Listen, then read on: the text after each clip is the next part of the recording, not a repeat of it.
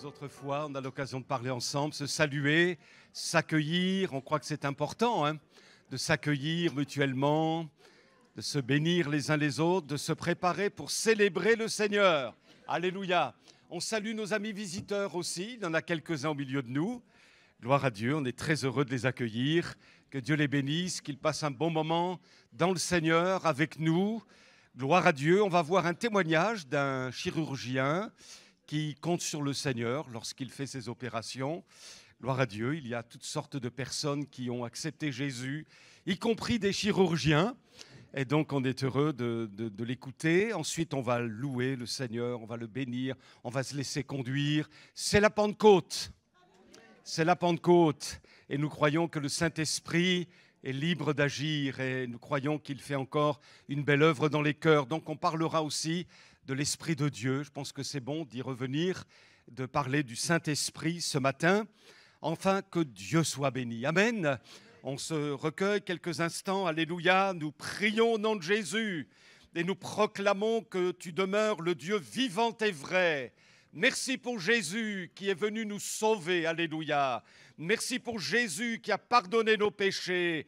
Et merci au Seigneur de nous avoir donné le Saint-Esprit qui agit encore aujourd'hui comme autrefois. Et nous voulons le laisser libre d'agir dans nos cœurs, dans nos vies, au sein de notre culte ce matin. Nous bénissons toutes les assemblées de la région. Alléluia. Veuille les visiter aussi, les bénir. Que nous ayons notre part de bénédiction en toi, Seigneur. C'est toi qui es le centre de notre culte. Et nous sommes venus pour t'adorer, te célébrer, te louer et te proclamer. À toi la gloire, notre Sauveur. Amen.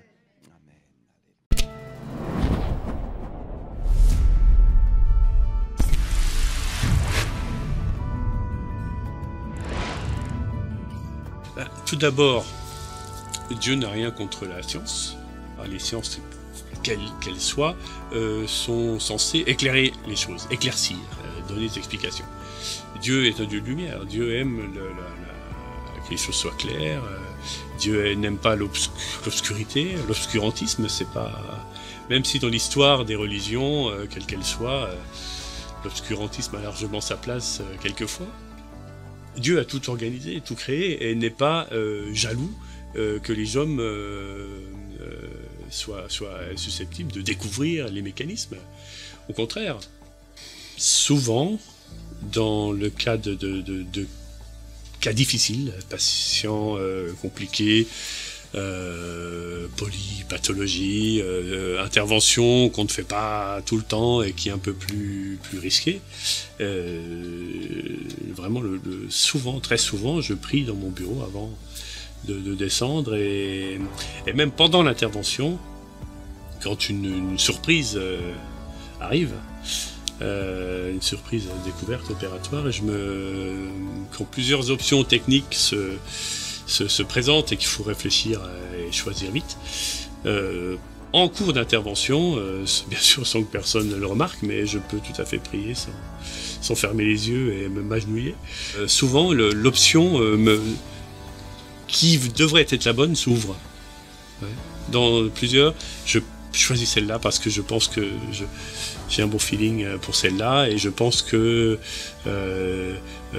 c'est certainement le résultat de la prière. Prière flash, j'appelle ça.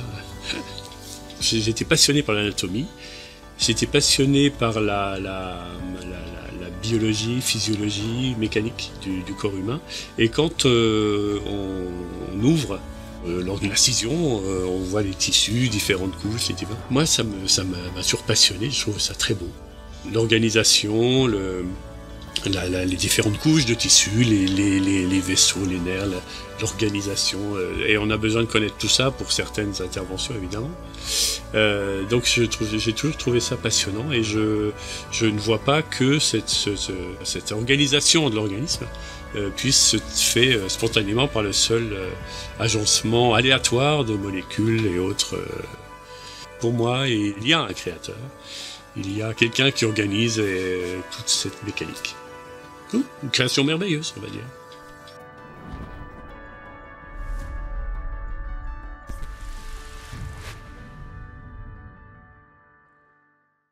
Bonjour à tous. Soyez les bienvenus dans la maison du Seigneur. En ce week-end un peu particulier pour nous, je voudrais qu'on puisse vraiment ce matin acclamer, célébrer notre roi. Et en fait, je voudrais prendre 2 chants avant de laisser la place à Daniel. On reprendra après un temps de louange un peu plus particulier. Mais je voudrais qu'on prenne 2 chants où on déclare la sainteté de Dieu, où on déclare la royauté de Dieu. Je pense que c'est vraiment important de pouvoir dire « Seigneur, tu es roi. Seigneur, tu es merveilleux. Seigneur, tu es celui qui m'a libéré. Tu es celui qui a fait quelqu'un de moi de différent. » Et ce matin, je voudrais vraiment qu'on puisse laisser éclater toute notre louange, notre adoration, mais avant qu'on puisse déclarer que notre Dieu est Dieu et qu'il n'y a personne au-dessus de lui. Vous avez envie ?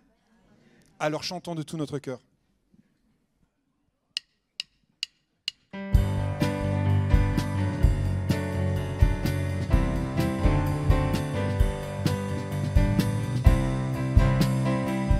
Le refrain d'abord.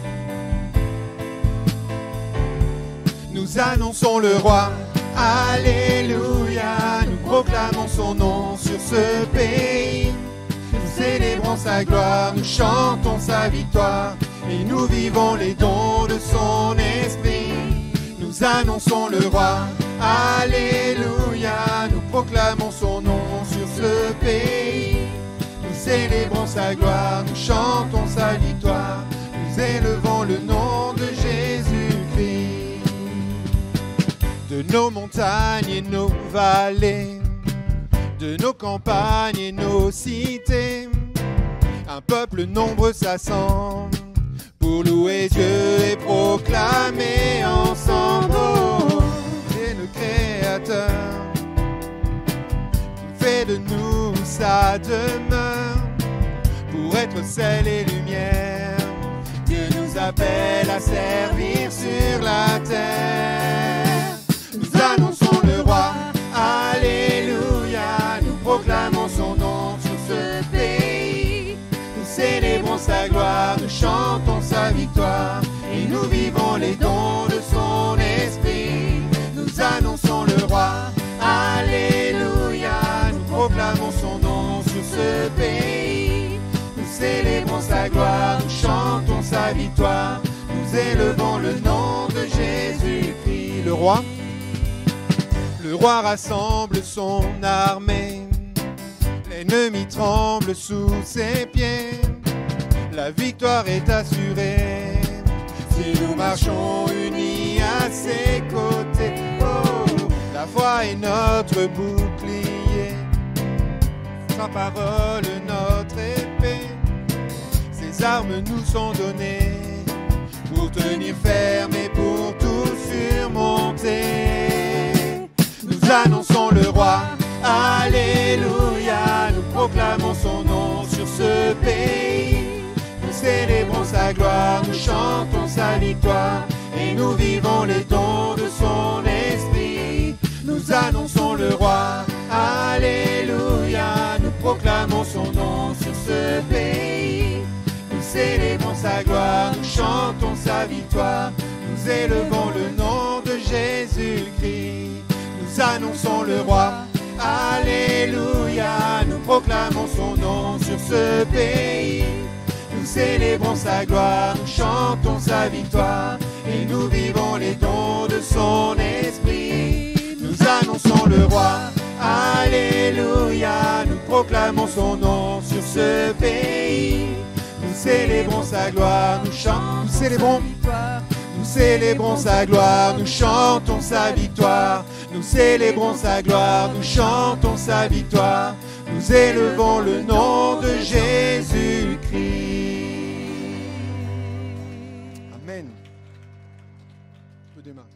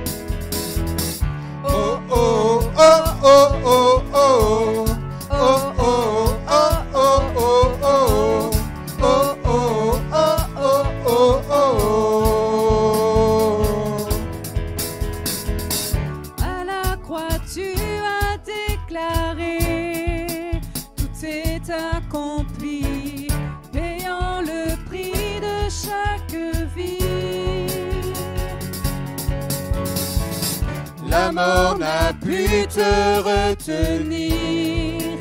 Je sais que tu es ressuscité, libéré, racheté, délivré, pardonné. Je vivrai désormais pour toi.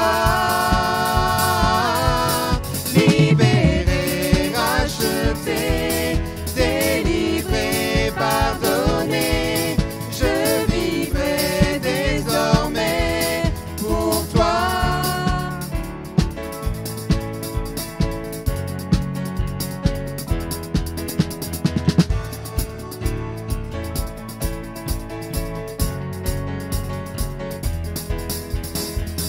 Dans mon cœur, tu fais résonner le son de ta voix afin de diriger mes pas.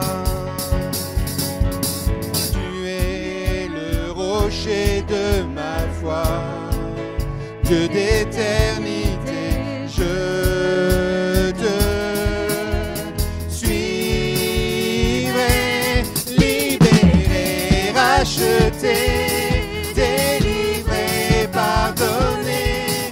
Je vivrai désormais pour toi.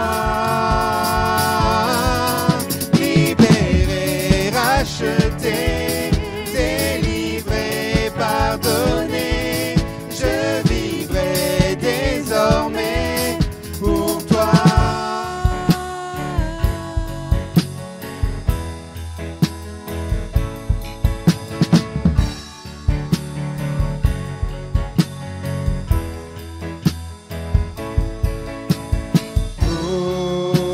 Oh, garde-moi toujours près de toi. Oh, tu es mon secours et ma joie. Oh, garde-moi toujours près de toi. Oh,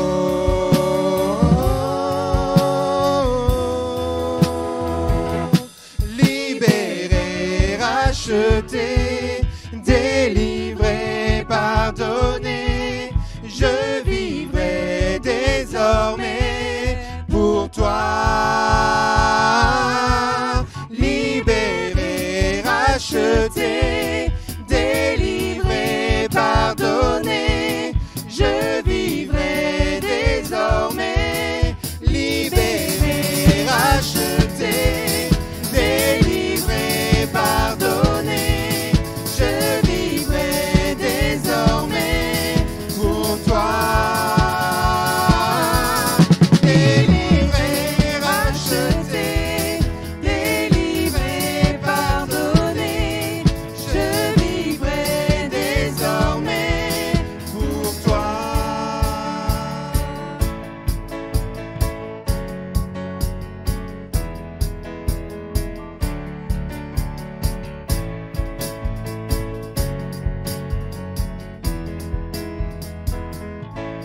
Alléluia.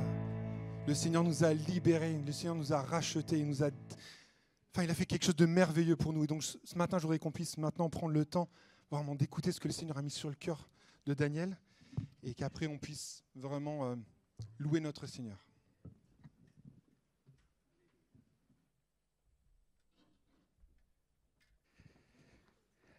Merci. Gloire au Seigneur.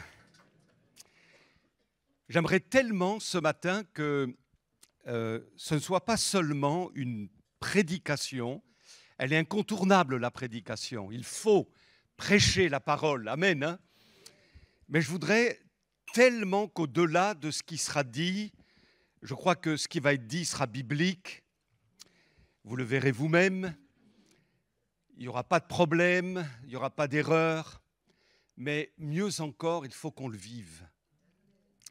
Il faut qu'on l'expérimente. Il nous faut vraiment que ça passe finalement de l'enseignement à la pratique et qu'en partant de ce lieu et même après, les jours qui vont suivre, nous fassions une expérience puissante d'un renouveau dans le Saint-Esprit. Nos églises ont besoin d'une visitation. Pourquoi? Parce qu'il y a trop de monde à l'extérieur par millions qui meurent. Et parce que nos églises, à part quelques-unes, ont du mal à décoller. 40 ans après, s'il y a 40 personnes 40 ans avant, 40 ans après, il y a toujours 40. 100, 200. Et on sent qu'il y a à un moment donné un plafond qu'on ne dépasse pas. Où est le problème? Il ne vient pas de Dieu. Et certainement que Dieu veut nous parler et nous dire, mais on a besoin, et je pense que vous le ressentez dans vos cœurs, d'où la nécessité de prier, d'intercéder, même de jeûner, de crier à Dieu. Et c'est à partir du moment où on ressent une insatisfaction dans nos cœurs, à partir du moment où on ressent qu'il y a quelque chose qui ne va pas, il faut que ça se débloque, que là, l'esprit du réveil commence à s'installer dans les cœurs et dans l'Église. Si finalement on s'accommode d'une situation, si on se dit après tout, ça tourne pas mal, ça roule, entre guillemets, pas trop mal, c'est pas ça. Il faut se dire non, on ne peut pas accepter que nos enfants se perdent. On ne peut pas accepter que nos amis, nos voisins, nos collègues de travail se perdent. On ne peut pas accepter que ça ne décolle pas. On ne peut pas. Seigneur, Seigneur. Et même quand il y a des églises qui, gloire à Dieu, ont maintenant des milliers de membres, il y a toujours des centaines d'autres, milliers, qui sont dans la perdition. Donc ce n'est pas encore assez, on se dit, ce n'est pas encore assez. Seigneur, aide-nous, secours-nous, et on va réfléchir là-dessus à partir d'un texte. Alors la priorité, est-ce que vous êtes d'accord avec ça? Être rempli du Saint-Esprit. Voilà, être rempli du Saint-Esprit. Et chacun peut se poser la question, est-ce que je suis rempli du Saint-Esprit? Est-ce qu'en tant que mari, je suis rempli du Saint-Esprit? Mon épouse peut le dire. Oui ou non? Est-ce qu'en tant qu'épouse, tu es rempli du Saint-Esprit? Ton mari peut te le dire, oui ou non? Est-ce qu'on est, nous, en tant qu'Église, ici à Elbeuf, une Église pleine du Saint-Esprit? Voyez, c'est une question qui se pose. La réponse, chacun l'a dans son âme et conscience, dans son cœur. Voilà, il faut que de mon côté, je veille à être rempli du Saint-Esprit. Parce que professionnellement, entre guillemets, on a l'habitude de, vous comprenez? Mais s'il n'y a pas l'onction, s'il n'y a pas le Saint-Esprit, voyez, on peut faire des activités finalement, les uns les autres, et on va en parler. On peut en faire plein, et même les faire très bien. Mais il nous faut le Saint-Esprit. Voyez, imaginez que le Seigneur, Dieu, retire son esprit de la terre en un instant, là, maintenant, et que nous continuons à faire nos activités. Peut-être qu'on les ferait de la même manière, sans problème, ça tournerait. Parce qu'on sait faire, mais il y aurait un problème quand même. Et finalement, quelque part, si l'esprit nous était retiré, il faudrait qu'on soit complètement perdu, en se disant, mais mince, il nous manque l'essentiel. On sait faire, mais il nous manque l'essentiel. Et s'il n'y a pas l'essentiel, à quoi ça sert? Aide-nous, Seigneur. Amen. Être rempli du Saint-Esprit. Alors, dans le livre des Actes, au chapitre 17, nous avons ce texte qui nous dit « Ces gens qui ont bouleversé le monde sont aussi venus ici et Jason les a reçus. » Ces gens qui ont bouleversé le monde. Alors, Paul se trouve à l'époque à Thessalonique et pendant 3 sabbats, dans la synagogue, il a annoncé que Jésus était crucifié, ressuscité, et il a dit aux Juifs, voyez-vous, ce Jésus que je vous prêche, c'est le Messie promis, c'est loin de l'Éternel. Et Israël attendait le Messie, attendait la promesse des prophètes se réaliser. Et voici que Paul dit, c'est ce Jésus-là que je vous annonce. Alors, des gens se sont convertis. Quelques Juifs, nous dit le texte, se sont tournés vers le Seigneur, ils se sont repentis, sont nés de nouveau, béni soit Dieu. Et puis, beaucoup de Grecs ont été touchés, dont des femmes de distinction, selon le texte biblique. Mais, vous savez, quand l'Évangile est proclamé, en général, il y a de l'opposition. Et il y a donc eu des Juifs qui n'ont pas accepté le message de l'apôtre Paul. Et donc certains ont excité la population en disant « mais ces gens-là, ils sont contre l'empereur, ils déclarent qu'il y a un autre roi ». Vous voyez, même pour des Juifs de dire ça à l'époque notamment, il y a un autre roi et c'est ce Jésus-là. Et là, du coup, les choses commençaient à mal se passer. Mais ils ont dit cependant ceci, ces gens, Paul et les autres là, qui ont bouleversé le monde, sont aussi venus ici. Est-ce que ça vous parle ? Ces gens, ces chrétiens-là, qui ont bouleversé le monde, c'est une expression très significative qui nous parle de l'impact de l'Évangile dans les villes et dans le monde connu d'alors, parce que des multitudes se tournaient vers le Seigneur. La prédication était accompagnée de miracles, de prodiges, et le feu de l'Évangile embrasait l'Asie mineure et l'Europe. Et la question se pose encore aujourd'hui, qu'est-ce qui a permis un tel impact ? Qu'est-ce qui a fait que ces chrétiens des premiers temps de l'Église ont bouleversé ainsi le monde aussi rapidement? On pourrait avancer un certain nombre de réponses. Certains diraient, mais c'est par la prière, faite au nom de Jésus. Et c'est vrai, c'est par la prière que les forteresses du paganisme ont été renversées dans le nom du Seigneur. D'autres diront, le Seigneur les accompagnait selon sa promesse, je serai avec vous tous les jours jusqu'à la fin du monde. Oui, le Seigneur était avec eux, sans nul doute. D'autres ajouteraient avec raison, ils avaient un tel amour que même les gens les plus durs se laissaient finalement gagner par l'Évangile. Et d'autres encore souligneraient que ces premiers disciples avaient une foi si solide que rien ne les arrêtait. Même pas la persécution, même pas les arènes, même pas les lions, rien ne les arrêtait. Par leur foi, ils déplaçaient les montagnes, par leur foi, ils surmontaient toutes les épreuves épouvantables. C'était une foi contagieuse. Et que dire de tous ces gens issus du paganisme, de l'idolâtrie, de la perversité sexuelle et tant d'autres choses, tant d'autres abominations? Que dire de toutes ces vies transformées, alléluia, par l'Évangile? Ces gens-là étaient comme des Bibles vivantes, des évangiles vivants, et la population le voyait. Mais mes amis, au-delà de tout cela, il est un point qui mérite ce matin d'être souligné, car, dans une large mesure, c'est le point capital qui a permis à l'Évangile de se répandre si efficacement et rapidement. Et vous savez ce que c'est ? Je veux vous parler de la puissance du Saint-Esprit, dont les premiers disciples étaient particulièrement revêtus. Ils cherchaient tous à être constamment remplis du Saint-Esprit. Voyez quelques témoignages de l'Écriture tirés du livre des Actes des Apôtres. Barnabas, est-il écrit, était un homme plein d'Esprit Saint et de foi. Ils élurent Étienne, homme plein de foi et d'Esprit Saint.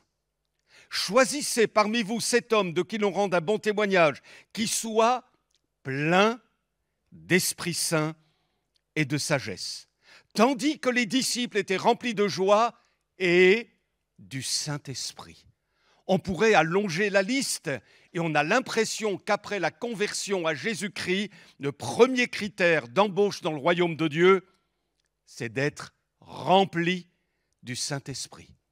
Plus encore que de bien chanter, gloire à Dieu, on a bien chanté ce matin, plus encore que de bien prêcher, gloire à Dieu pour les prédicateurs qui ont une bonne prédication, plus encore que de bien s'occuper des enfants du GIB, groupe d'instruction biblique, plus encore que de bien témoigner, de bien organiser les activités, de bien s'occuper des pauvres, de bien l'idée des réunions, etc., etc.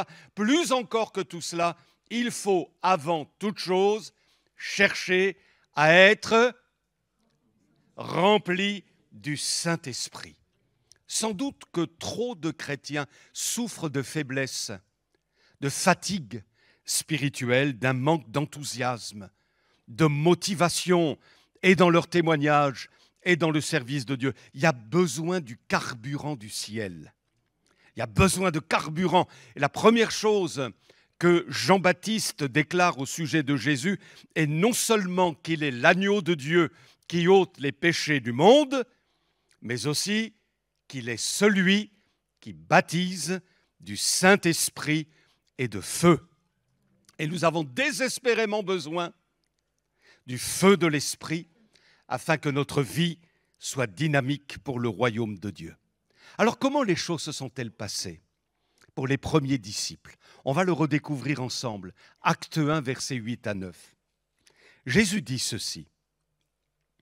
Avant même de monter au ciel, c'est le moment de l'ascension. Mais juste avant, le Seigneur va donner un dernier enseignement. Et il va dire, vous recevrez une puissance. Le Saint-Esprit survenant sur vous.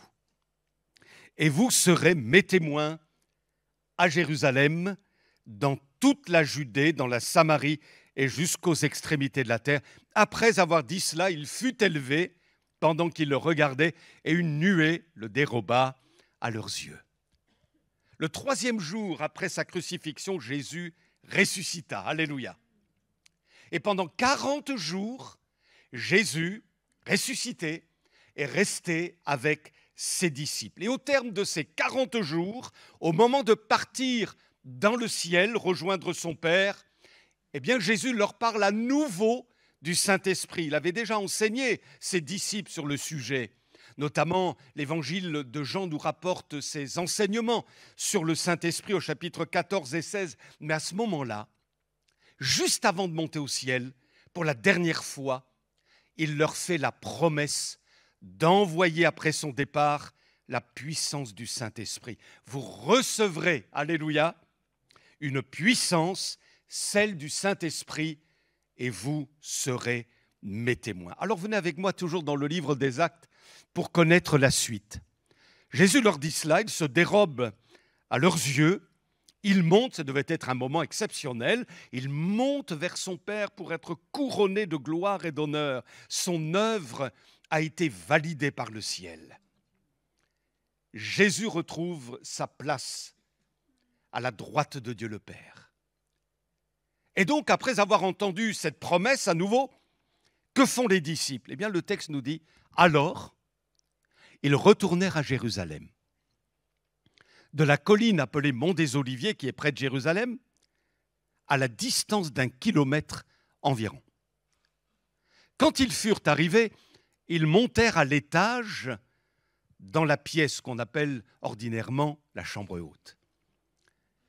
Il y avait là Pierre, Jean, Jacques, André, Philippe, Thomas, Barthélemy, Matthieu, Jacques, fils d'Alphée, Simon le Zélote et Jude, fils de Jacques. Tous. Un autre texte dira, d'ailleurs un peu plus loin, ils étaient 120. Persévéraient d'un commun accord dans la prière, avec les femmes, avec Marie, la mère de Jésus, et avec les frères de Jésus. Qu'est-ce qui se passe? Ils entendent dire de la part du Maître, vous allez recevoir quelque chose. Ils étaient convertis, vous êtes d'accord avec moi? Ils étaient convertis. Une promesse est faite. Jésus se dérobe à leurs yeux. Alors ils retournent à Jérusalem.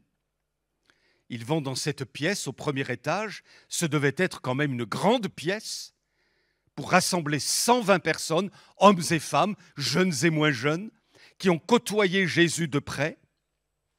Et là, eh bien, ils s'attendent à ce que la promesse faite par le Seigneur se réalise. Ils prient. Le premier jour, que se passe-t-il? Rien. Imaginez-vous, nous tous ensemble là. On reçoit une promesse de Dieu et on est là, dans une pièce, d'un premier étage d'un immeuble. On est à peu près 120. On s'attend à ce que ça se réalise. On prie toute la journée. Waouh! Toute la journée. Waouh! Mais rien. Le deuxième jour, bon, on peut comprendre. Ils persévèrent. Qu'est-ce qui s'est passé? Rien. Le 4e, 5e, 6e, 7e, 8e, imaginez-vous à leur place. Peut-être se sont-ils posé des questions. Je pense qu'ils ne faisaient pas que prier, ils parlaient ensemble, ils prenaient parfois sans doute un café, un thé, enfin je ne sais pas si ça existait le café à l'époque, mais peu importe. Ils sortaient sans doute un peu, ils revenaient, enfin il y avait de la vie dans tout cela. Mais quand même, la direction, c'était de prier pour que la promesse qu'avait faite Jésus se réalise. Toujours rien, mais Jésus n'était plus là pour leur expliquer. Ils ne savaient absolument pas comment ça allait se passer. Ils avaient été enseignés. Vous recevrez le Saint-Esprit, l'Esprit de vérité sera en vous, etc., etc. Il vous conduira dans toute la vérité. Il prendra de ce qui est à moi pour vous le donner. Vous recevrez une puissance. Mais comment? Mais comment? Alors peut-être se sont-ils dit, on a sans doute reçu quelque chose. Et il est possible que l'un d'entre eux, au bout d'un certain temps, découragé, se dise, moi je pars, je pense que c'est bon, quoi. On a fait ce qu'il fallait, 1 jour, 2 jours, 3 jours, 4 jours, 6 jours, 8 jours dans la prière, si on n'a pas reçu quand même. Vous comprenez? Je me mets un peu à leur place, c'est comme ça que j'aurais raisonné personnellement. Mais merci Seigneur, le texte dit, il persévérait. Et la persévérance nous suggère implicitement ici qu'il faut aller jusqu'au bout, jusqu'à ce que la délivrance vienne, jusqu'à ce que on reçoive une parole de Dieu, jusqu'à ce que l'ennemi recule, la chaîne tombe, la problématique soit résolue, jusqu'à ce que, est-ce que nous sommes animés d'une telle persévérance? Je me pose la question pour moi-même.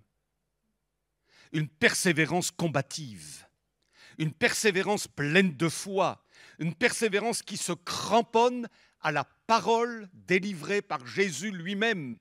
Et on a reçu des paroles de Dieu. Il faut s'y cramponner, persévérer en ayant la foi que ça va se réaliser, alléluia, que Dieu va bénir, qu'il va poser sa main. Et ils étaient animés de cela, ces hommes et ces femmes, jusqu'à ce que, et le 10e jour, 10 jours, correspondant à la fête juive dite de la Pentecôte, il s'est passé quelque chose. On va le lire encore dans Actes 2, 1, 4. On connaît quasiment par cœur pour la plupart d'entre nous ce texte. Quand le jour de la Pentecôte arriva, c'est le 10e jour, ils étaient tous ensemble au même endroit, tout à coup. J'aime beaucoup cette expression. Tout à coup. Il faut s'attendre tout à coup de Dieu. Tout à coup. Alors que préalablement, rien ne semblait bouger, rien n'était visible, rien ne semblait faire en sorte que quelque chose allait se passer, rien, aucun signe, rien. Mais tout à coup, suite à la persévérance, permettant aux disciples de se cramponner à la promesse de Jésus, il y a eu le tout à coup. Il vint du ciel, ça c'est un événement extraordinaire qui s'est passé, qui ne se reproduira peut-être pas, sauf l'expérience qu'ils ont faite. Mais quant à l'événement, il ne se produira sans doute pas après. Tout à coup, il vint du ciel un bruit comme celui d'un vent violent qui remplit toute la maison où ils étaient assis. Des langues qui semblaient de feu leur apparurent. Séparées les unes des autres, elles se posèrent sur chacun d'eux. Ils furent, vous le lisez avec moi, tous remplis du Saint-Esprit et se mirent à parler en d'autres langues, comme l'Esprit leur donnait de s'exprimer. Gloire à Dieu. C'est pas merveilleux? Il y a de cela maintenant bien des années, peut-être vous l'ai-je dit, ma mère s'était convertie et moi j'étais adolescent, j'étais sceptique. Alors elle me parlait de son Jésus, il était crucifié, il est ressuscité, il est le sauveur, bon, ça me touchait en rien du tout. Puis même, elle m'a dit, mais tu sais, dans mon église, là où je vais maintenant, eh bien, il se passe des choses étonnantes selon ce que rapporte la Bible. Alors elle me montre le texte que nous avons lu là. Moi, j'étais ignorant. La Pentecôte, je ne savais pas ce que ça signifiait. Demandez aux gens de la rue, là, tout à l'heure, c'est quoi la Pentecôte? Ils ne sauront pas vous répondre. pour la plupart d'entre eux. C'est une fête chrétienne. Je crois en tout cas, je crois que c'est une fête chrétienne. Oui, mais c'est quoi? Qu'est-ce qui s'est passé ce jour-là? Je ne sais pas moi. La plupart, vous voulez le faire? La plupart vous diront je ne sais pas. Et moi j'étais comme ça, je ne savais pas. J'avais une religion que je ne pratiquais pas. C'est curieux d'ailleurs, hein, d'avoir une religion qu'on ne pratique pas. Vous avez des gens qui disent « Oui, moi je suis chrétien, mais je ne suis pas pratiquant ». C'est comme si vous disiez « Je suis cycliste, mais je n'ai pas de vélo ». Je suis boulanger, mais je n'ai pas de boulangerie. Vous voyez? Je suis professeur, mais je n'ai pas d'élèves. Voilà. C'est aussi stupide que ça.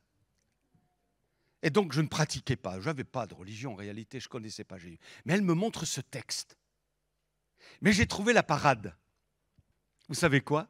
Je lui ai dit, ah, il parle en langue, tout ça, là, il se passe quelque chose, c'est étrange, c'est bizarre, ça. Mais toi, ah, j'avais trouvé la parade. Mais toi, est-ce que tu as vécu ça? Elle me dit, non. Ah, j'étais rassuré. Je me disais, tout ça, c'est des boniments, finalement. Jusqu'au jour où, bien plus tard, elle vient me retrouver, elle me regarde et elle me dit, tu sais, ce que je t'avais dit là, eh bien ça y est, je le vis. J'ai rien laissé paraître. Mais quelque part, j'étais déstabilisé. Je me disais, waouh, mais alors c'est vrai. Ils vivent ça, c'est curieux. Gloire à Dieu. Je lisais dernièrement le témoignage du pasteur Guy Bergamini. Vous avez peut-être entendu sa prédication. Notre frère est parti dans la gloire depuis quelques années. C'était vraiment un frère que j'appréciais beaucoup, qui est sorti du monde des hippies. Un grand colosse, là, vous voyez. Je me souviens, un jour, il prêchait la parole et puis il avait fait un appel et je m'étais approché. Il mettait sa grosse main. Vous savez, il y en a qui ont des grosses mains. Et puis, il avait mis comme ça, plaf, il avait plaqué sa grosse main sur mon cœur. Il m'avait béni au nom de Jésus. Je m'en souviens encore, vous voyez. Et donc, en relisant ce témoignage, je voudrais... Est-ce que vous acceptez que je vous le lise un peu? Ils ont fait une expérience assez incroyable. Et je voudrais donc vous la partager. Soir après soir, dit-il, semaine après semaine, et par dizaines, des jeunes hippies, filles et gars, étaient saisis par la puissance du Saint-Esprit. Il en venait de partout, c'était extraordinaire, c'était merveilleux. Les rencontres se déroulaient dans une grande simplicité. Nous étions assis à même le sol. Quelques guitares, des louanges, des témoignages de vie transformée, des prières, un message biblique centré sur Jésus composait nos soirées. Le Saint-Esprit agissait dans les cœurs et nombreux étaient ceux qui expérimentaient instantanément la révélation de Jésus. Il n'était pas rare de voir des jeunes abandonner aux pieds du Seigneur leur dose de drogue, la marijuana, les cachets hallucinogènes, les amphétamines ou autres stupéfiants. Les larmes de repentance étaient abondantes. Le culte avait commencé depuis un bon moment, lorsque, pendant un temps de louange, Joël, une jeune qui avait été miraculeusement sauvée et guérie, se leva dans l'assistance pour dire qu'elle avait une vision. « Je vois, dit-elle, je vois un fil tendu qui ressemble à un câble électrique. Et sur ce fil, il y a 5 colombes d'un blanc immaculé. Oh, comme elles sont belles! Vous imaginez, Joël? Je vois un fil, puis il y a 5 colombes dessus. Il y en a une qui prend son envol. Elle tournoie dans le ciel. Oh, elle est en face de moi. Et elle vient dans ma direction. Elle vient, elle est toute proche, elle vient sur moi, sur ma tête. Et notre ami Joël, écrit Guy, se mit à parler en langue inconnue d'elle. De sa bouche sortait avec fluidité, sans effort, calmement, un fleuve de louanges. Elle fut comme au temps des apôtres, le jour de la Pentecôte, puissamment immergée dans le Saint-Esprit. Le culte prit une dimension de louange et de prière comme jamais auparavant. Les hippies avaient droit à la promesse du prophète Joël dans la Bible. Dans les derniers jours, je répandrai, dit Dieu, mon esprit Vos fils et vos filles prophétiseront, vos jeunes gens auront des visions. Mais il restait 4 colombes sur le fil électrique. Une image du canal de la puissance. Quelle vision, quel signe. Nous en avons déduit que 4 autres seraient baptisés du Saint-Esprit. Dès cet instant, un désir profond saisit mon cœur et certainement celui de quelque autre assoiffé de Dieu. Toute la semaine, j'ai importuné le Maître pour être rempli du Saint-Esprit et le glorifier par des louanges en langue dignes de sa personne. Je voulais, moi aussi, dire les merveilles de Dieu. Je priais, je jeûnais, demandant à Jésus son esprit. Il semblait que ma prière n'atteignait pas le cœur du Seigneur. Je me relevais la nuit pour l'implorer, rien. À la réunion de prière du vendredi suivant, j'ai joint ma voix à celle des autres pour intercéder en faveur des âmes perdues et je n'ai pas pu m'empêcher aussi de demander à Dieu le baptême de son esprit. Des mots nouveaux se mirent alors à sortir de ma bouche que je mis presque instantanément à stopper. Je travaillais à cette époque comme chef d'équipe à la municipalité de Montbéliard et j'avais sous ma responsabilité toute une bande de gens originaires du Maghreb. Toute la journée, les ouvriers n'avaient pas cessé de parler dans leur langue maternelle et j'en avais encore plein la tête. Honnêtement, je croyais que je répétais ce que j'avais emmagasiné durant la journée. Alors, j'étais dans la confusion. Lorsque la réunion de prière prit fin, je regagnais sans m'attarder la petite chambre que ma sœur avait mise à ma disposition dans sa maison. Je suis encore resté longtemps au pied de Jésus avant de m'endormir. Et la réunion de prière suivante, comme quoi c'est peut-être intéressant de venir aux réunions de prière, je referme la parenthèse. La réunion de prière suivante, tout à coup, un frère nous communiqua une courte parole prophétique. Cette parole disait « Pourquoi demandes-tu encore à Dieu ce qu'il t'a donné déjà hier ? Ouvre ta bouche, crois et loue-moi en langue. » Alors, je laissais le flot jaillir. Il a coulé sans arrêt. J'étais transporté au ciel. Il n'y avait que Jésus et moi, j'en avais oublié les autres. Mais Dieu ne m'avait pas oublié sa promesse. Il restait encore 3 autres personnes. Claude, Élisabeth, Daniel, qui furent à leur tour glorieusement immergés dans le fleuve de vie, dans les eaux profondes et spacieuses de l'esprit. Les 5 colombes trouvèrent des cœurs pour s'y poser. Depuis ce jour, la puissance de Dieu est devenue une évidence plus réelle dans nos vies. Ne vous inquiétez pas, la promesse est aussi pour vous. Et le texte est cité, Acte 2, 38.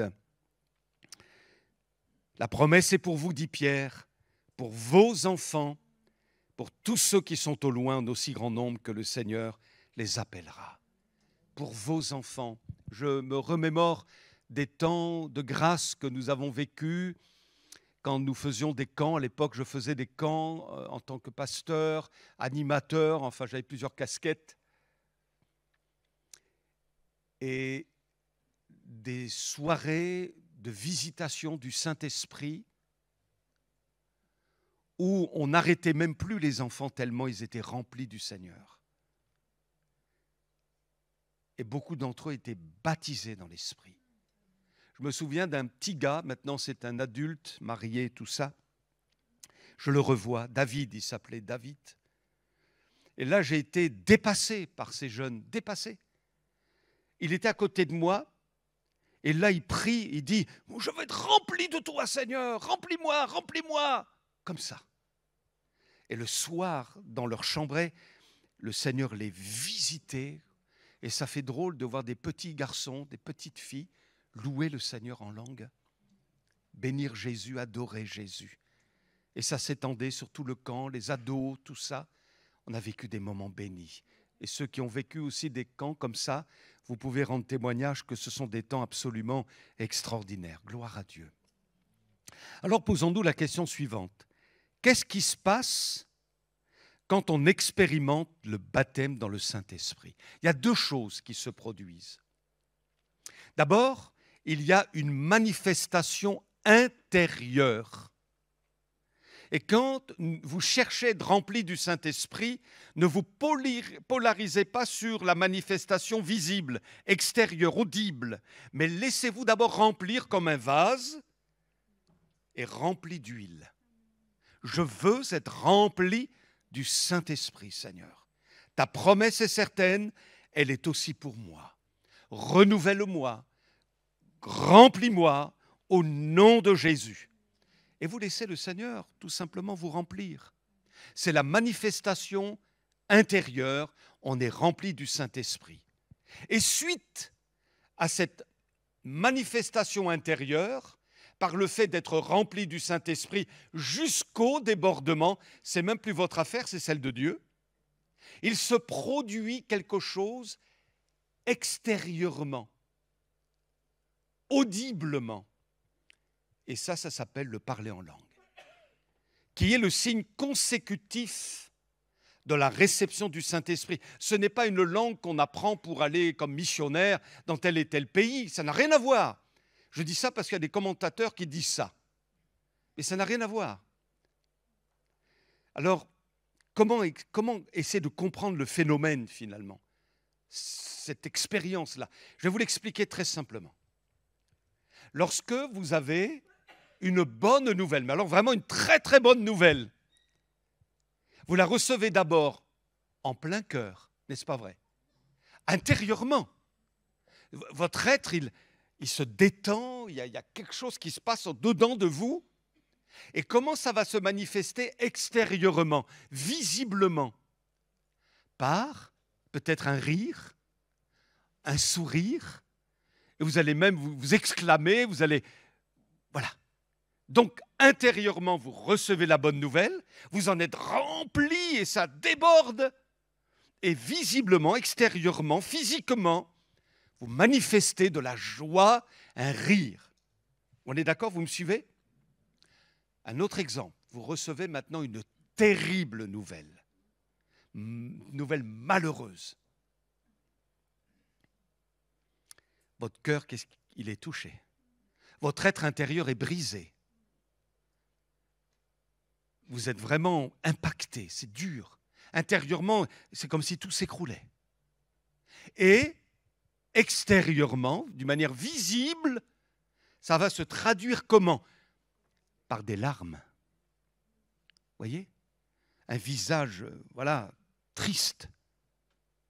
Eh bien, c'est exactement ce qui se passe avec le baptême du Saint-Esprit. Vous voyez le parallèle? Vous recevez la promesse, vous laissez le Seigneur vous remplir, et ça se manifeste extérieurement par un débordement qui est, selon ce que Dieu veut, un parler que vous n'avez jamais appris, qui est inconnu de vous, le parler en langue.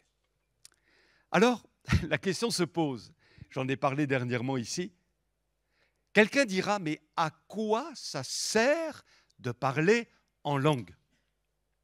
Ce à quoi je vous répondrai, à quoi ça sert de ne pas parler en langue?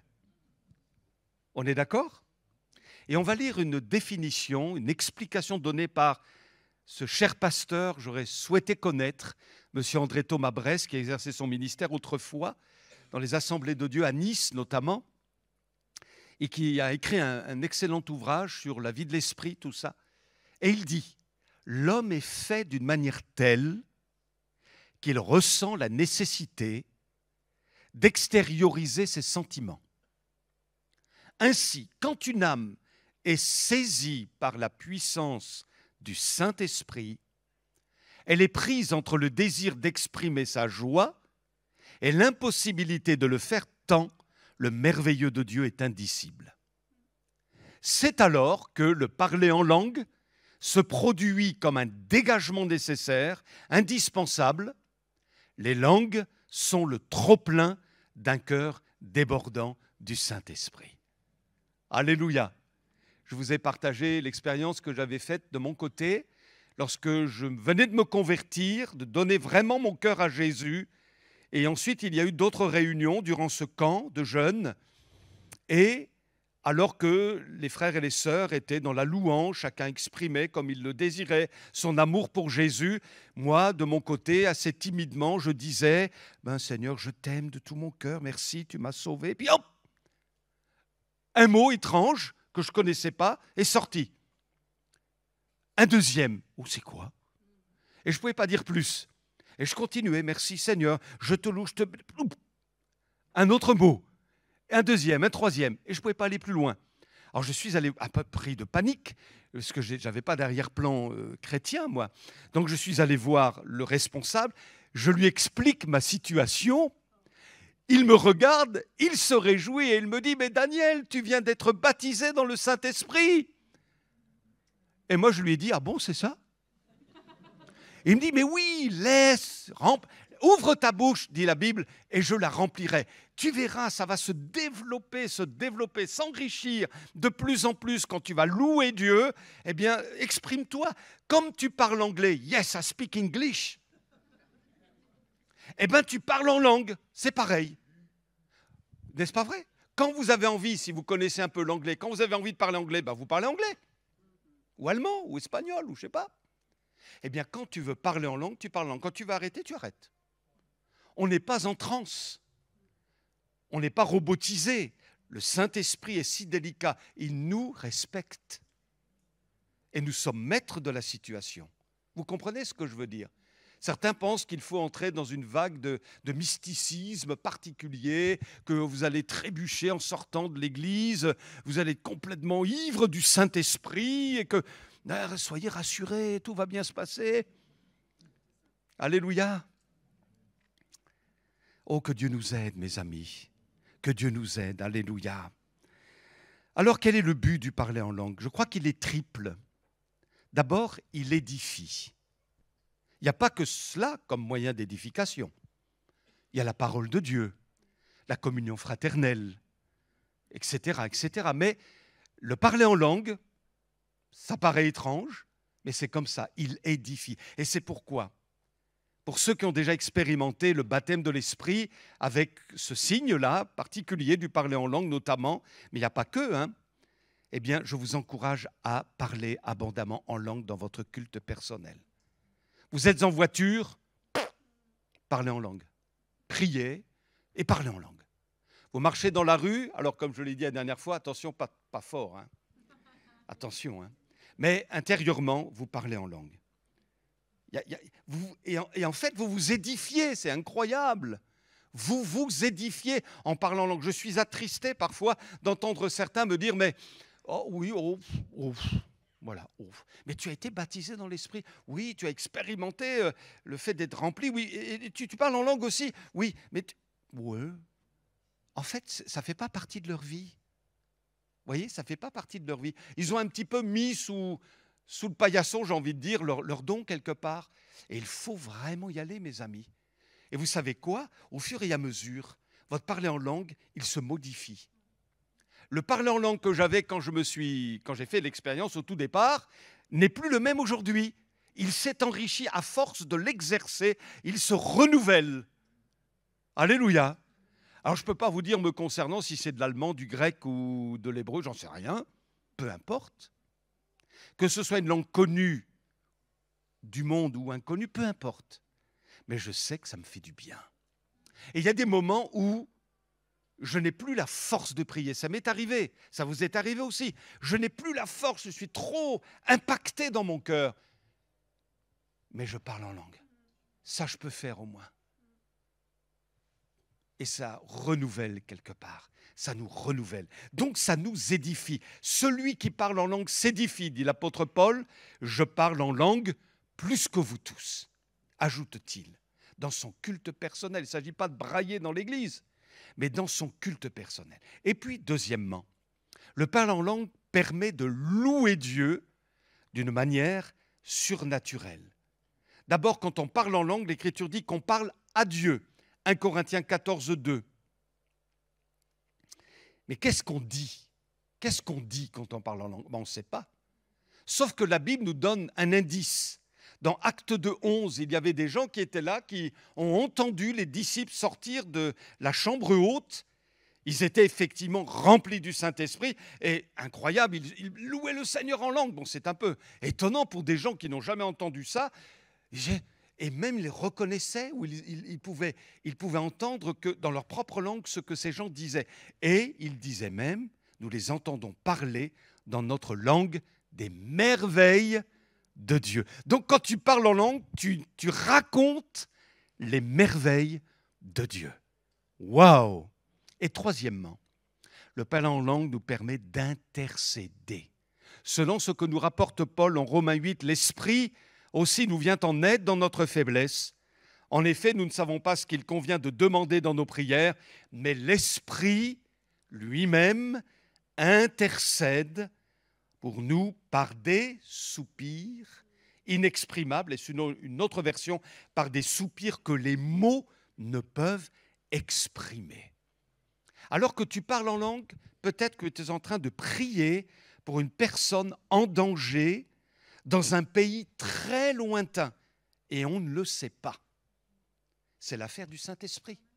Nous ne savons pas toujours ce qu'il convient de demander. Alors, moi, je vais dire au Seigneur, Seigneur, tu m'aides, je dois passer un examen, tout ça. Mais le Seigneur, lui, se préoccupe davantage de quelqu'un qui est en danger dans un pays où règne la persécution. Moi, je ne le sais pas. Et je demande quelque chose qui me semble légitime, et j'ai raison de le faire. Mais en même temps, si je parle en langue, Dieu, lui, va savoir répondre à un besoin particulier dans le monde. Alléluia. Tu parles en langue, alors tu intercèdes en même temps. Et cette prière de l'Esprit va être entendue du ciel pour venir en aide à quelqu'un qui est dans un grand besoin. Et nous ne le savons pas, mais c'est le mystère de Dieu. On dit des mystères. Et il y a une œuvre extraordinaire qui se fait. C'est le surnaturel de Dieu. Merci Seigneur. Alors on va conclure avec maintenant ceci. Je vous fais la proposition là, concernant les conditions de réception du Saint-Esprit. D'abord, il faut savoir que c'est un cadeau. On ne le mérite pas plus que le salut en Jésus-Christ. C'est un cadeau, un don. On n'est pas des supraspirituels parce qu'on a expérimenté le baptême de l'Esprit et qu'on parle en langue. Attention, on n'est pas des supraspirituels. Et vous, mes amis, qui avez reçu authentiquement Jésus dans votre cœur et qui désirez vivre en conformité avec la parole de Dieu, vous n'avez peut-être pas encore expérimenté le baptême du Saint-Esprit, vous n'êtes pas des chrétiens de seconde catégorie. Hein. On est d'accord? On est d'accord, hein. Attention, il ne faut pas que vous ayez un complexe d'infériorité parce que certains du milieu de nous parlent en langue et vous pas encore. Ça va venir, assurez-vous. Mais vous n'êtes pas un chrétien de seconde catégorie. Et je connais des gens qui n'ont pas expérimenté, comme nous le comprenons, le baptême de l'Esprit qui parle en langue, mais qui ont un témoignage comme ça. Comme ça. Vraiment. Excellent chrétien. Ils ne parlent pas en langue, mais ce sont des gens qui aiment Jésus et qui marchent vraiment dans le Seigneur. Et j'en ai vu d'autres, peut-être moi-même, qui parlent en langue et qui n'avaient pas un aussi bon témoignage. Donc, voilà, ce n'est pas un brevet de sainteté. Non, ce n'est pas un acte méritoire ni un critère de perfection. C'est un cadeau. Et vous savez quoi, mes amis? Quand on vous donne un cadeau, en général, vous ne le refusez pas. Oui ou non? Est-ce que quelqu'un du milieu de nous, vous êtes venu avec un gros cadeau? Voilà. Vous allez...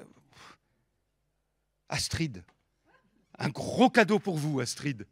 Est-ce qu'Astrid va le refuser? Oh non, frère Baudolec, je ne veux pas de votre cadeau. Je suis persuadé qu'Astrid va dire, c'est super. Vous êtes d'accord? Mais tous ensemble, on est d'accord pour dire, moi, je veux le cadeau. Jésus vient avec un cadeau. Il veut nous remplir de son esprit. Et ça va bien changer des choses. Et je pense que notre Église aurait tout à gagner si tout le monde était rempli du Saint-Esprit.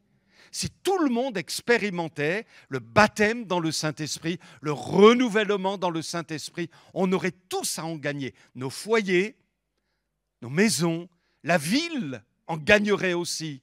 J'en suis convaincu parce qu'il y aurait du feu, le feu de Dieu, pas le feu des hommes, pas le feu d'un artifice humain, mais le feu de Dieu, alléluia, l'onction de Dieu sur nos couples, nos familles, alléluia, nos foyers, notre service, l'onction de Dieu. Alors, les conditions de réception, il faut être né de nouveau.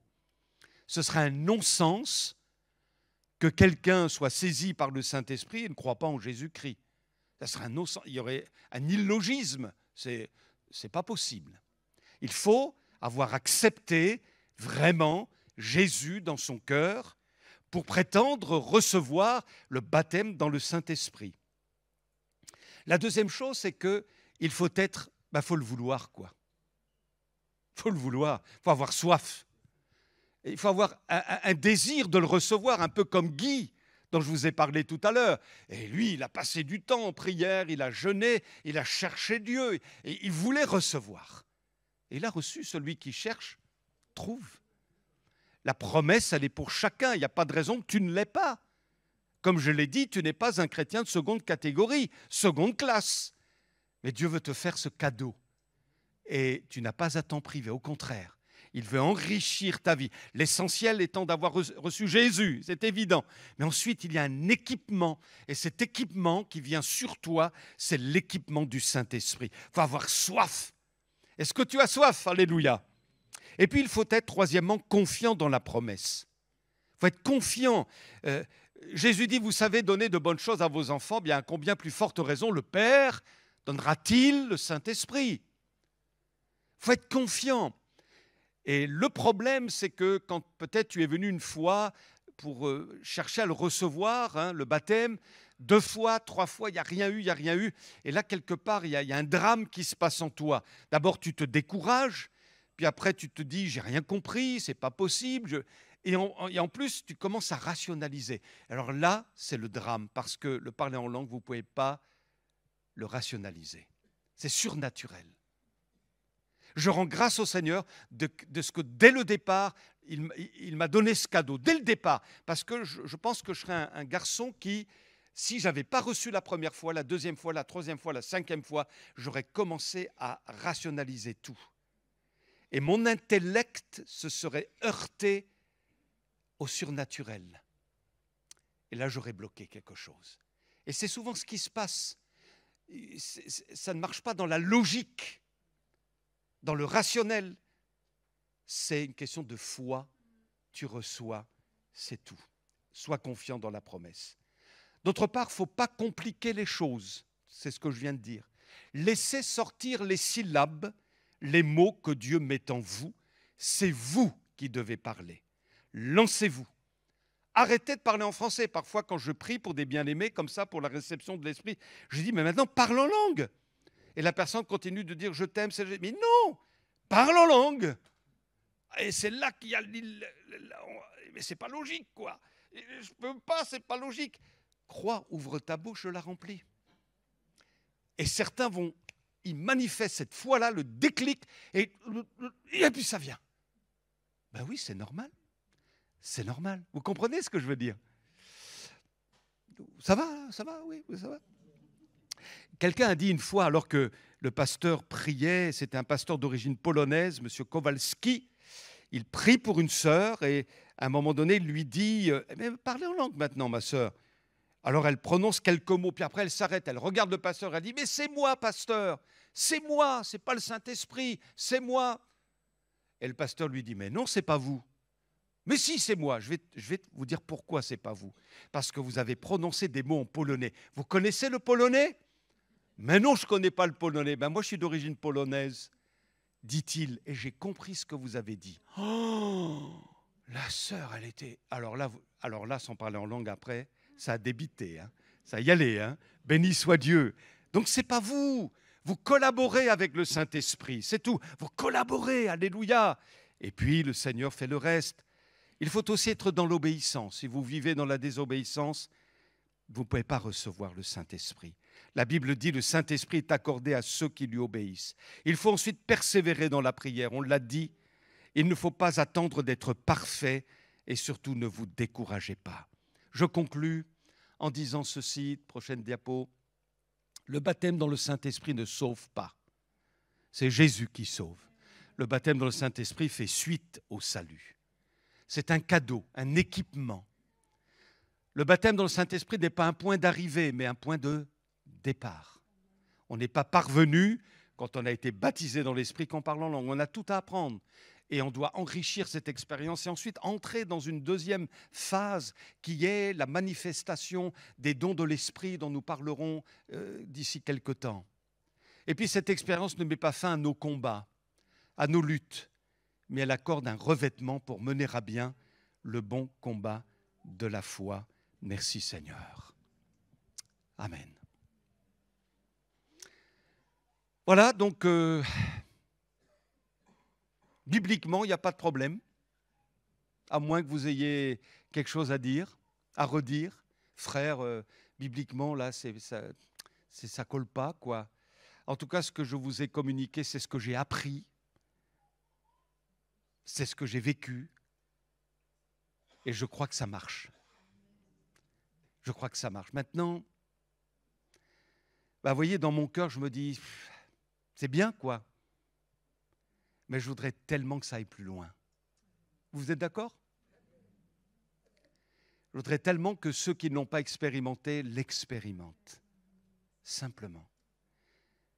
Maintenant, demain, dans une semaine, dans un mois, peu importe. L'Esprit sait ce qu'il a à faire. Mais qu'on puisse dire, ouais, ça y est, waouh, après 40 ans quand même. Une sœur, une fois, m'a dit ça. Après 40 ans, Seigneur, c'est si simple en fait. Alors remplis-nous. Et pour ceux qui l'ont expérimenté, on a certainement besoin d'être renouvelés puissamment. Renouvelés dans la vie de l'esprit, renouvelés dans la soif des choses de Dieu, renouvelés dans la fraîcheur spirituelle. On s'habitue parfois et ça devient presque monotone, habituel, vous voyez, mais ça manque de quelque chose, ça manque de relief, ça manque de vie. Eh bien, c'est le Saint-Esprit qui va être la réponse. C'est le Saint-Esprit. Et donc, quand tu souffres de ça, tu dis, ben Seigneur, remplis-moi, quoi. Remplis-moi, renouvelle-moi, arrose-moi. Je sens que je suis en panne en ce moment, ça fatigue là, voilà, ça grince même un peu. Mais vous savez, quand ça grince dans les portes, qu'est-ce qu'il faut faire? Il faut mettre de l'huile et ça grince moins. Amen. Hein? Et quand ça grince dans les relations, tout ça, il faut mettre de l'huile. L'huile du Saint-Esprit fait la différence. C'est ça qui fait la différence. L'huile du Saint-Esprit dans nos vies. Alléluia. Alors que Dieu nous bénisse ensemble. On prie. Alors que ceux qui ont besoin d'être renouvelés, vous allez vous lever à votre place. Et c'est une démarche qui vous est personnelle. Hein. Ceux qui n'ont pas expérimenté, vous vous levez. Ceux qui l'ont expérimenté, qui ressentent le besoin d'être renouvelés, vous vous levez aussi. Et on va prier tous ensemble. On va dire, Seigneur, maintenant, c'est à toi de le faire maintenant. On a reçu l'enseignement. C'est ta parole. Et sur ta parole, comme disait l'homme de Dieu, Pierre, sur ta parole, je jette mes filets. Bien, sur ta parole, je reçois ce qui m'a été promis. Alléluia. Je reçois. Amen. Hein? Alors, désirez-le. Alléluia. Qu'on ait un moment là de prière, d'intercession, de louange. Alléluia. Alléluia. Merci Seigneur. Merci Seigneur. Tu vois nos bien-aimés qui se sont levés ce matin-là, qui ont besoin d'expérimenter un puissant baptême de l'Esprit. Tu vois ceux qui veulent être renouvelés dans l'Esprit. Alléluia. Tu vois ceux qui sont sur Internet, là maintenant.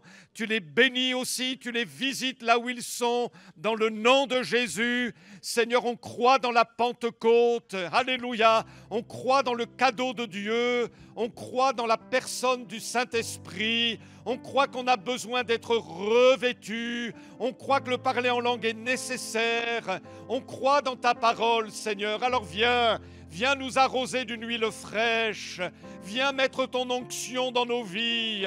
Viens nous restaurer intérieurement. Viens nous guérir dans notre âme. Viens nous donner la faim, la soif de toi. Seigneur, la différence, elle est dans le fait de recevoir le Saint-Esprit dans notre vie et nous le recevons ce matin. Alléluia, quelque chose se passe.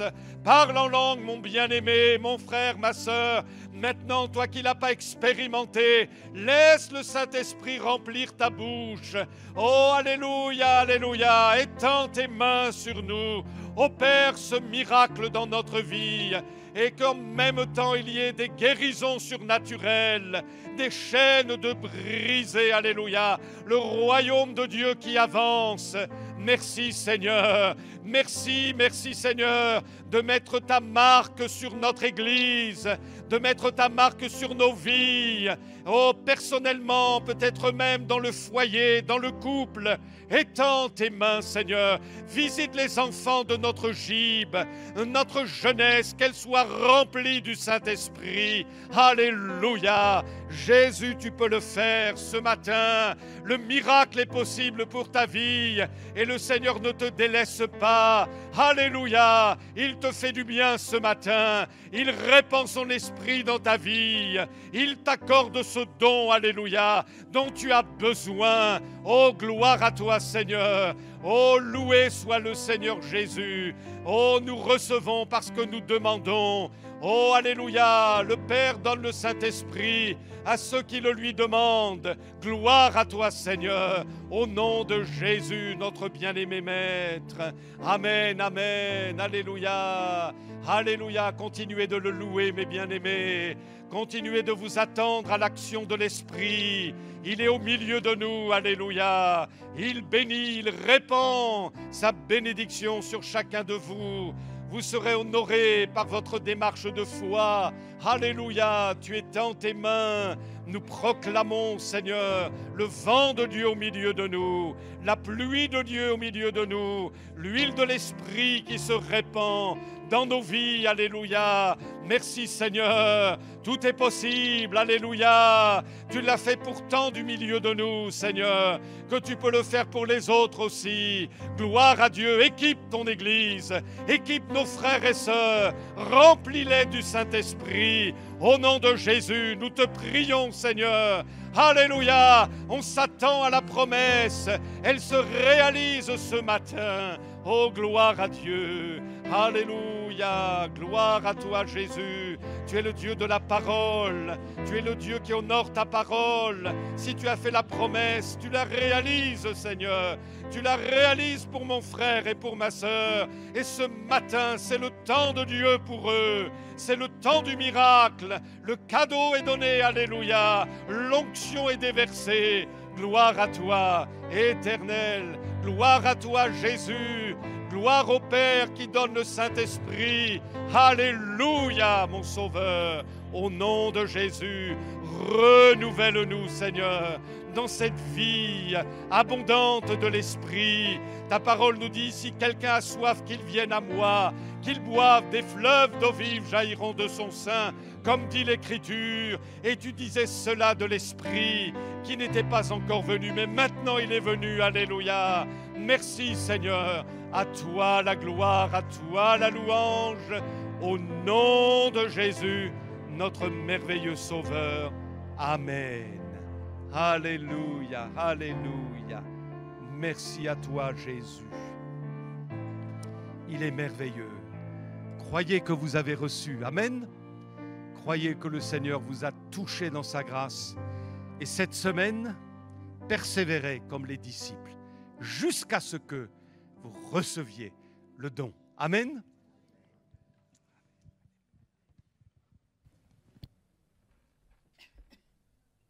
On reste dans cet état sur la recherche du Saint-Esprit. Il y avait prévu un chant, mais on ne va pas faire celui-là. On va prendre le suivant, du Saint de notre Dieu. De l'infini des cieux, descend de son saint lieu sur nous, l'Esprit du Seigneur. Je veux vraiment ce matin qu'on puisse rester sur ce qu'on a entendu. Je pense que Daniel a voulu axer ses messages ces derniers temps sur l'action du Saint-Esprit. Et c'est ce dont on a besoin dans notre Église. Et il n'y a pas un moment particulier pour recevoir l'Esprit de Dieu. Ça peut se faire un culte, ça peut se faire à la maison, peu importe. Mais pourquoi attendre? Pourquoi attendre? Profitons de ce moment.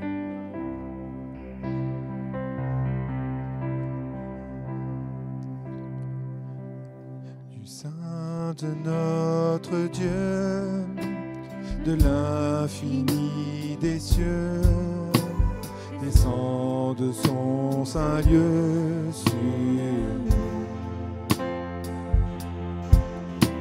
Le flot de son amour, que temps de paix entoure, de bienveillance et de grâce envers nous.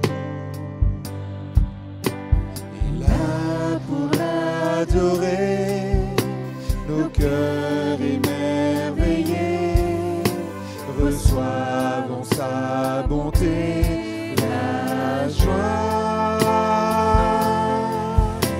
de vivre en son alliance au puits de sa présence, les sources inépuisables de sa voix. Viens nous combler de toi, viens couronner de foi notre espérance, descend sur nous, Dieu de gloire.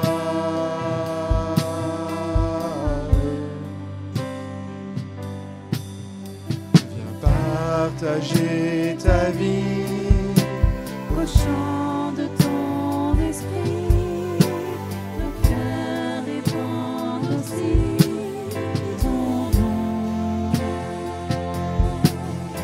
Qu'il parle et qu'il s'épanche, qu'il s'ouvre et qu'il se penche sur les eaux immuables du pardon. tous ensemble.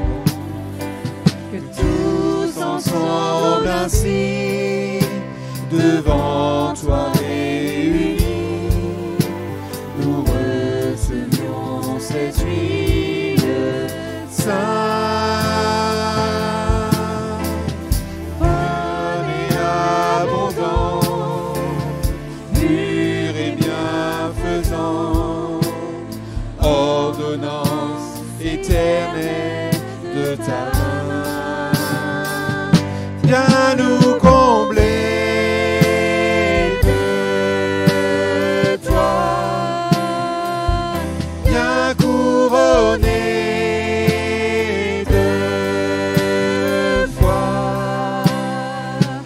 notre espérance,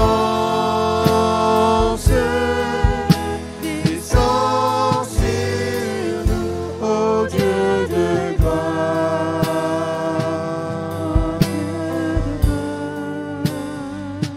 Viens nous combler de toi, viens couronner de foi notre espérance, descend sur nous, ô Dieu de gloire.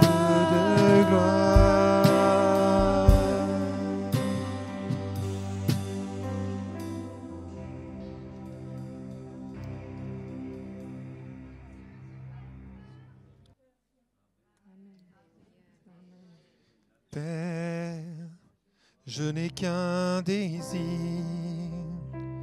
être près de toi et sentir tes bras. Père, tu as envoyé ton Fils bien-aimé pour quiconque croit.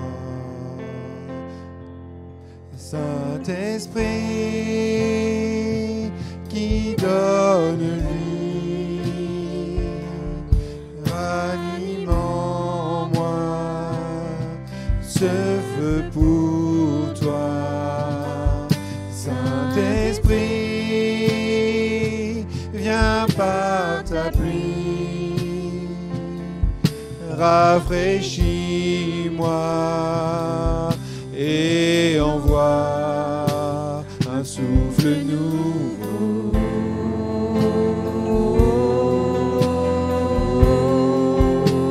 Un souffle nouveau.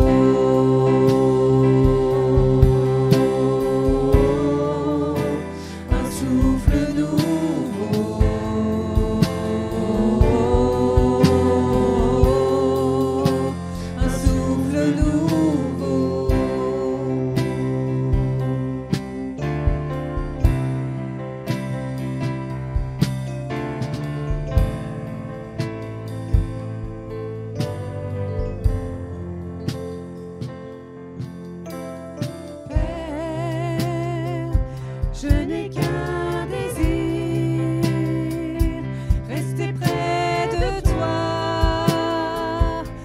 écouter ta voix.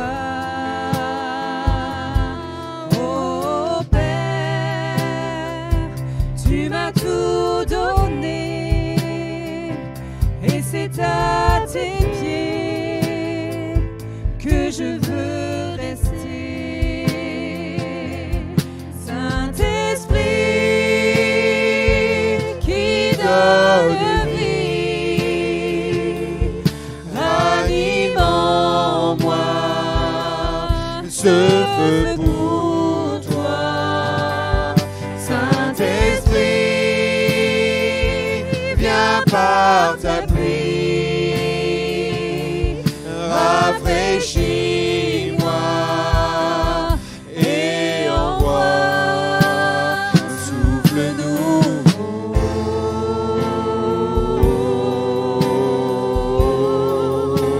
un souffle nouveau,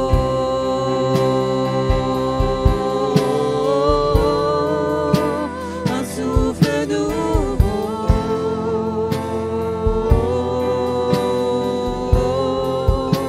un souffle nouveau,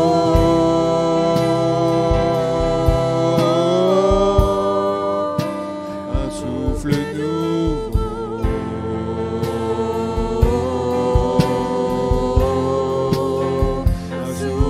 nouveau,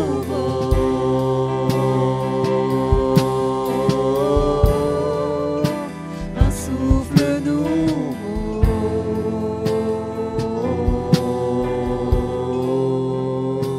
un souffle nouveau.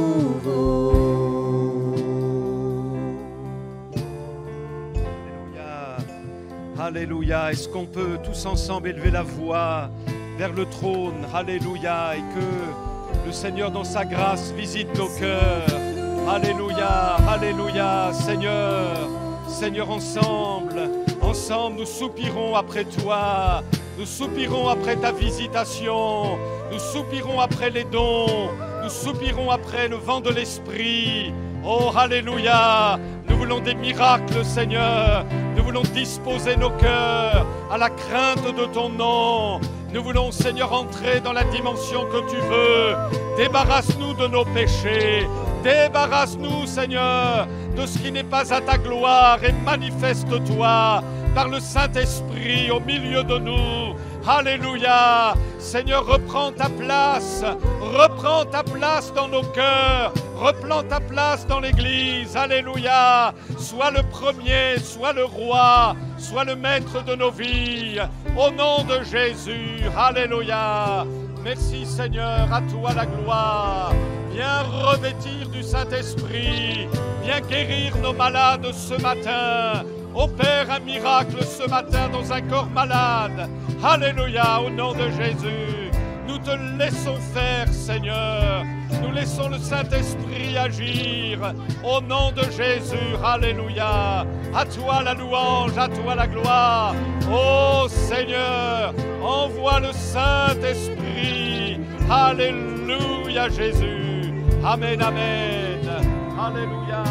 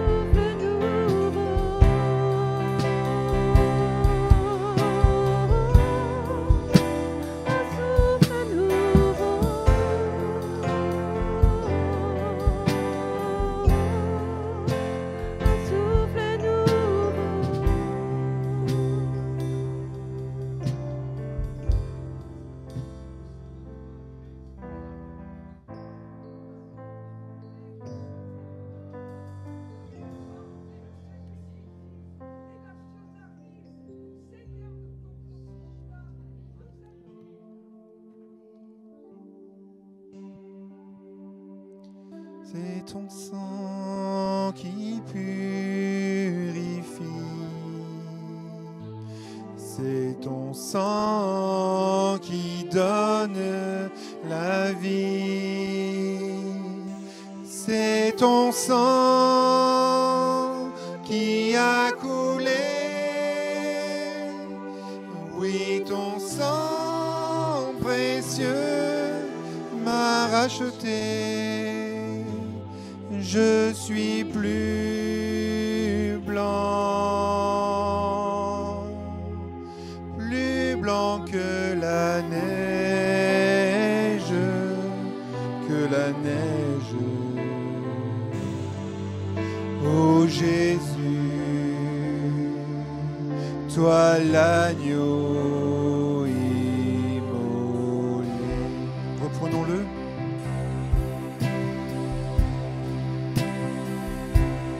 C'est ton sang qui purifie. C'est ton sang qui donne la vie. C'est ton sang qui a coulé. Oui, ton sang précieux m'a racheté. Je suis plus blanc que la neige, que la neige. Ô Jésus, toi l'agneau immolé. C'est ton sang. C'est ton sang qui purifie.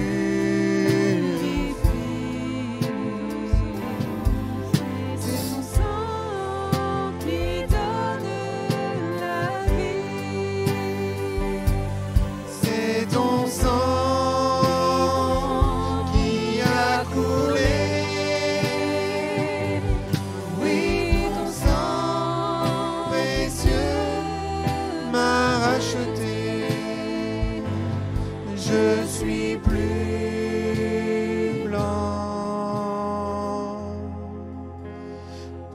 blanc que la neige, que la neige. Oh Jésus, toi l'agneau.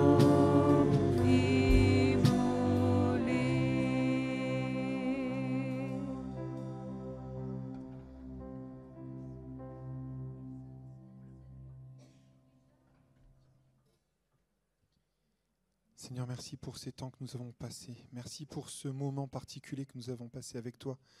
Et Seigneur, te demandons vraiment, Seigneur, que ce qui a été semé encore ce matin puisse croître, Seigneur, et que nous ne le mettions pas sous le boisseau, que nous puissions vraiment, Seigneur, arroser au quotidien en lisant ta parole, en prenant du temps avec toi, Seigneur, que ce que tu as mis encore ce matin dans nos cœurs, Seigneur, tu le fasses croître. Sois béni, sois remercié pour ce que tu fais, mon Père. Amen. Amen. Avant de laisser la place à Daniel pour les annonces, je voudrais qu'on prenne un dernier chant qui nous dit « Puisque le même esprit qui ressuscite à Christ est en nous ». Et je ne veux pas qu'on le prenne comme un chant comme par habitude ou comme un mantra où on se dirait « je vais me le répéter jusqu'à ce que ça marche ». Pas du tout. Je veux vraiment qu'on le prenne comme une certitude dans nos vies. Le Seigneur a mis son esprit en nous. Ce matin, je pense qu'il y a eu des baptêmes, je pense qu'il y a eu des renouvellements dans l'esprit ce matin. Pour ceux qui n'ont pas encore été baptisés, persévérez. Persévérez parce que le Seigneur va vous bénir. Il veut vous bénir. Il vous a déjà béni. Donc prenez cette victoire que vous attendez tellement.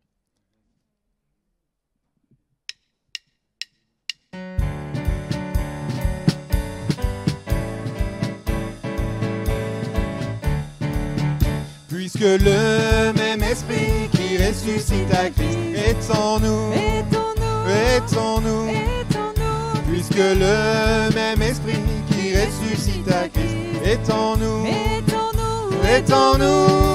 il nous rend forts, vainqueurs de la mort, puisqu'il vit dans nos corps, il nous rend forts, vainqueurs de la mort, puisqu'il vit dans nos le même esprit qui ressuscite à Christ est en nous, est en nous, puisque le même esprit qui ressuscite à Christ est en nous, est en nous. Il nous rend forts, vainqueurs de la mort, puisqu'il vit dans nos corps.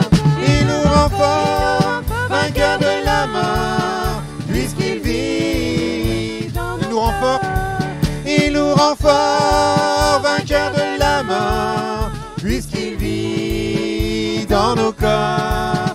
Il nous rend forts, vainqueurs de la mort, puisqu'il vit dans nos corps.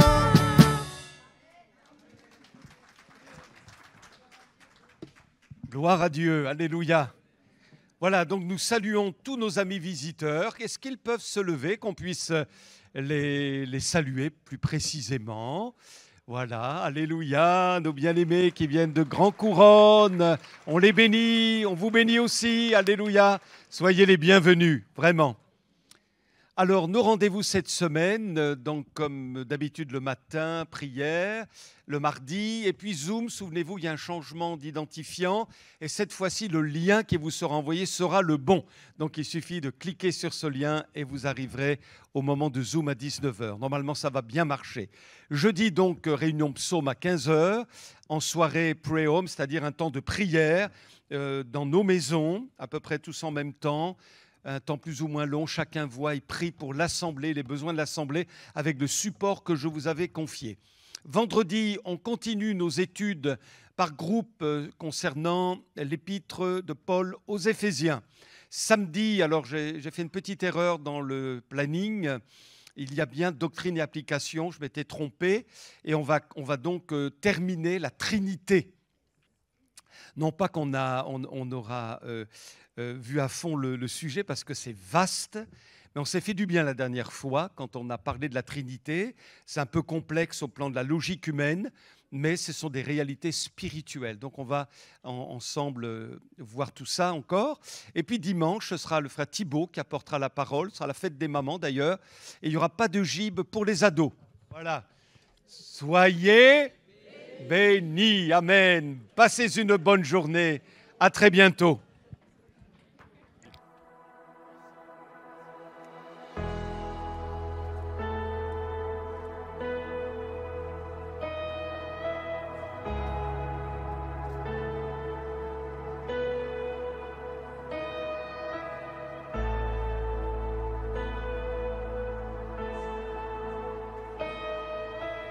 I just want to speak the name of Jesus over every heart and every mind, 'cause I know there is peace within your presence. I speak Jesus.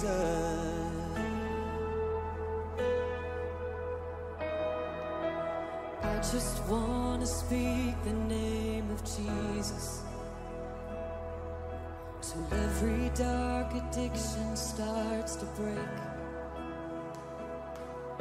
declaring there is hope and there is freedom. I speak Jesus. Your name is power.